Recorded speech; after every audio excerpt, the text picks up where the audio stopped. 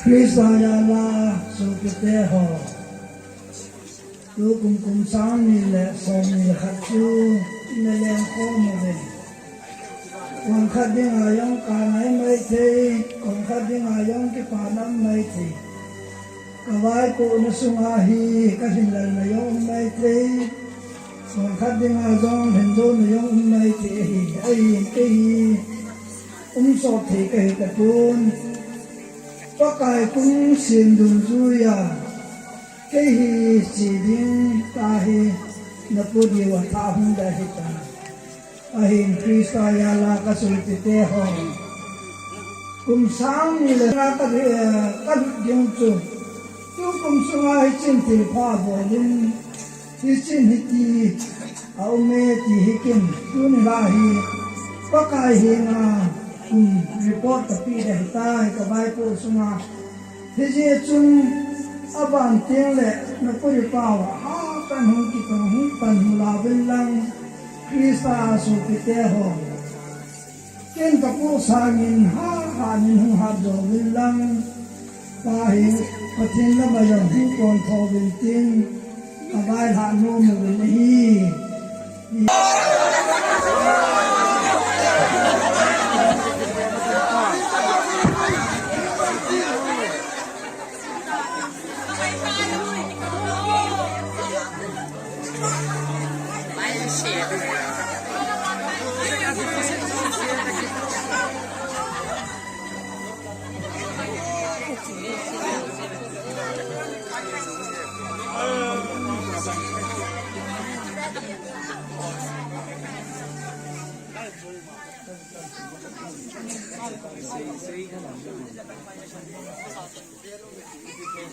Hello. Tu kuma ngawai puding pau ke ma kum pha tu kai ta nahi kum luya ka na le hisu na ai lo le ham se na tu ho lo se ding a tu tam na tu ke ma kum pha tu kai ta tu a hi se ho ne la nga ho do se yong sum la pa hen lang kum pha hi ning za na thật thì nó lấy chấm kim tạ chúng vài con cái tai mu chi chi bo đi học và đi phát triển là đi về mu chi chi bo anh em tổ về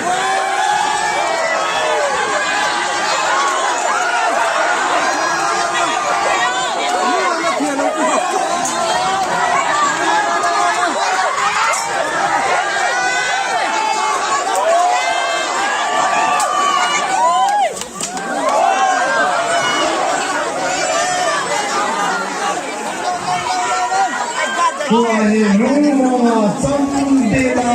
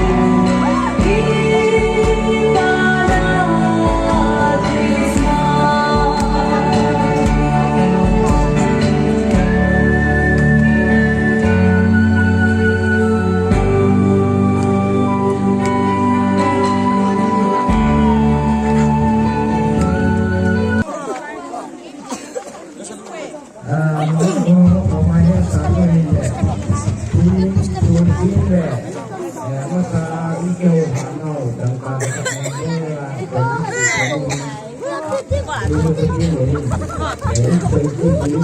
Cái mà lại cái tủ cái tủ lên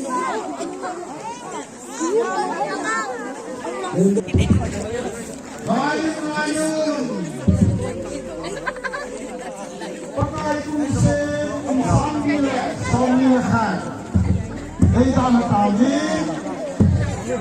kumsambil sambil dan selain pada sana happy week